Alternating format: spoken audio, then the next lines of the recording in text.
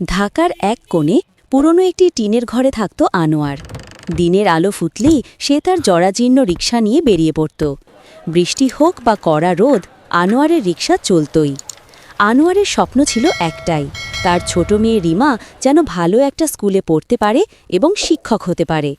কিন্তু রিকশা চালিয়ে যা আয় হতো তাতে কোনো মতে দুজনের খাবার আর ঘরের ভাড়া চলত। ভালো স্কুলের মাসিক ফি, বই খাতা এগুলো আনোয়ারের কাছে পাহাড় সমান মনে হতো। প্রতিদিন কাজ শেষে ক্লান্ত আনোয়ার যখন ঘরে ফিরত, রিমা ছুটে এসে তাকে জড়িয়ে ধরত। রিমা তখন স্কুলের বই খুলে আনোয়ারকে জোরে জোরে ছড়া পড়ে শোনাত। রিমার এই হাসিই ছিল আনোয়ারের সবচেয়ে বড় অনুপ্রেরণা।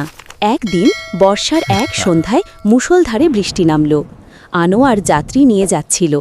হঠাৎ একটা বড় গাড়ির ধাক্কায় তার রিকশার চাকা বেঁকে গেল এবং তার একমাত্র ভাঙা ছাতাটা ঝড়ে উড়ে গেল।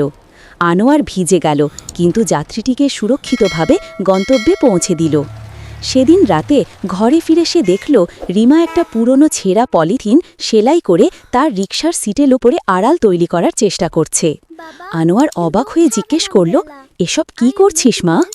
রিমা বলল, বাবা, তোমার ছাতাটা নেই তো, কাল যখন জোরে বৃষ্টি হবে তুমি যাতে ভিজে না যাও তাই আমি এটা বানাচ্ছি।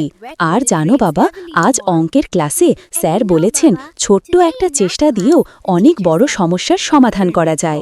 আনোয়ার সেদিন বুঝল তার স্বপ্ন শুধু রিমার শিক্ষক হওয়া নয়, বরং রিমাকে মানুষের মতো মানুষ করে তোলা। পরের দিন সে তার রিকশা ঠিক করল এবং আরও দ্বিগুণ উৎসাহে কাজ শুরু করল। সে বুঝতে পারল তার সংগ্রাম একা নয়, রিমাও তার পাশে আছে। দীর্ঘ 5 বছর পর আনোয়ার তার জমানো প্রতিটি পয়সা খরচ করে রিমাকে সেই কাঙ্ক্ষিত স্কুলে ভর্তি করাল। যেদিন রিমা নতুন স্কুল ব্যাগ কাঁধে নিয়ে হাসি মুখে ক্লাসে গেল, সেদিন আনোয়ারের মনে হলো বৃষ্টি, রোদ, ভাঙা ছাতা সব কিছুই সফল হয়েছে। কারণ স্বপ্নের পথে হাঁটার জন্য শুধু টাকা লাগে না, লাগে নাছোড়বান্দা জেদ আর ভালোবাসার প্রেরণা।